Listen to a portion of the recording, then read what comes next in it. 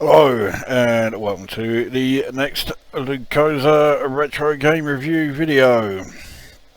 Now, for this one it is another Alligata Software game, and as I've done a few Alligata games in pretty quick succession now, if you include this one, and in the last one I did, which I think was Kilowatt, I said that their games were pretty disposable stuff and really not all that.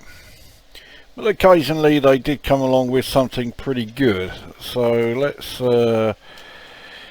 get this one loaded up. Okay, and this is Guardian, which was released in 1984. And it's... well, you can probably tell from the just the presentation here, but particularly if you're familiar with the arcade original of the game that this is clearly based on. This is not an original game at all. It's based on a classic arcade game which I think you will all recognise. So let's get the game underway. Yep, it is Defender, and I mean it is Defender. It doesn't just look like Defender, it is it. A lot of people consider Drop Zone to be like, you know, the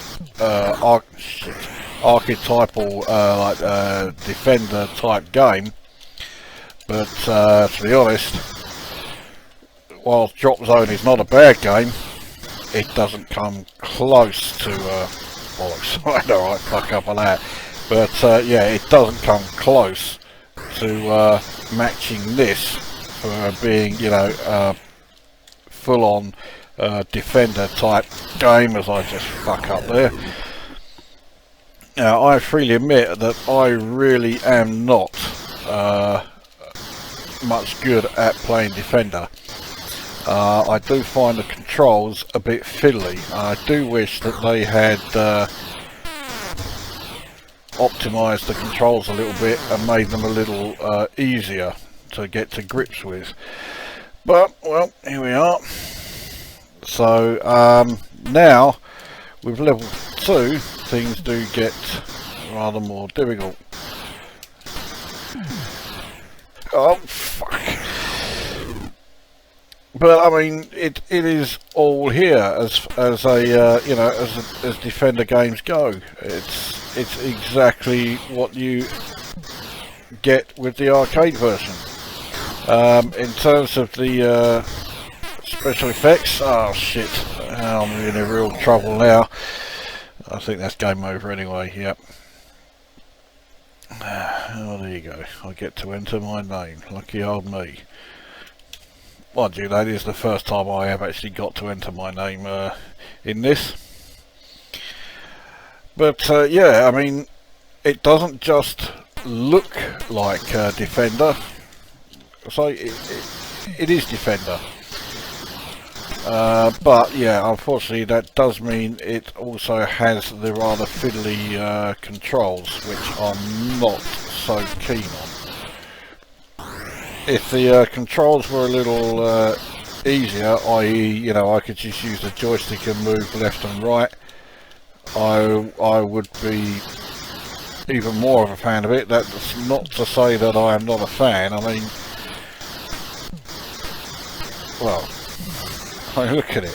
If you liked playing Defender down the arcades, which I certainly did, despite being hopeless at it, you were certainly not going to be disappointed with this. Yes, there was a certain air of inevitability about that. But I mean, graphically it's practically identical. Sound effects again practically identical. Frankly, I don't know how they managed to create this and not get into problems as far as the licensing goes. you'll notice that so far I haven't used the smart bomb. That is because the smart bomb is the run stop key, which on the emulator here is a fucking awkward place to get to. Sounds like I've got some real grief coming up. Now this game does have one issue, but so far I have managed to avoid it. And that is that sometimes when you lose a life, I'll have one more go, when it restarts you right on top of where it has put the enemy aliens, which is bollocks, which is not welcome at all.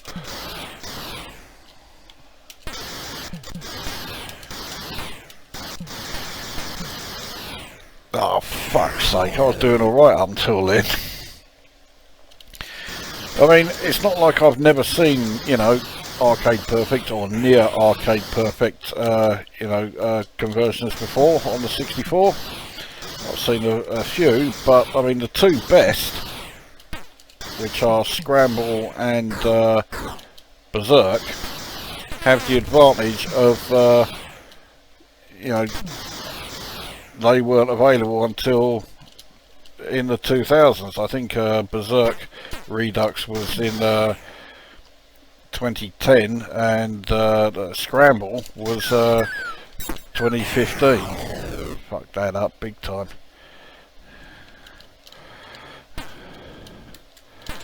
Doesn't help that I'm pressing now all the wrong fucking keys, because I was trying to get to the run stop key. So that came to a premature end, so I'll have one more go. But anyway, yes, I'm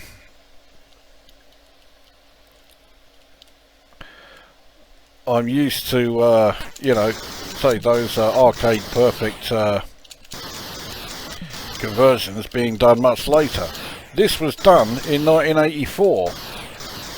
I mean, it's not like, okay, the Commodore 64 wasn't brand new in 84, but I mean, it was still pretty fucking new, and there were a lot of aspects of programming it, as far as, being able to optimise things and what have you, that people hadn't got the grips with yet.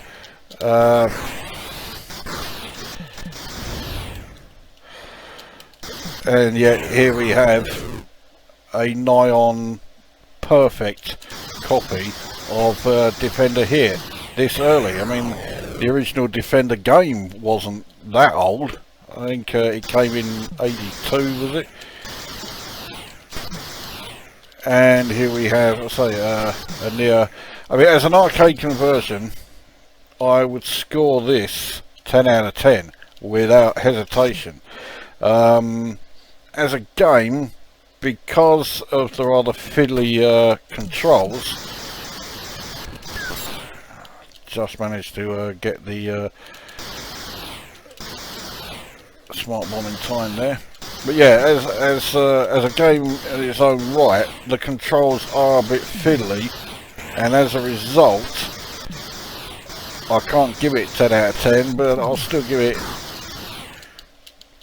I'll give it 8.5 out of 10. It's still an enjoyable game, and once you've got to grips with the controls, which I'm slowly starting to, it's I mean, it's, well, a classic old school shoot 'em up, and if like me you're all about old school, then this is the game for you. I think that's game over. So yeah, there you go, Guardian. If you are a fan of Defender, you have to get this. It's as simple as that. So that brings this review to an end, and we will see you at the next one.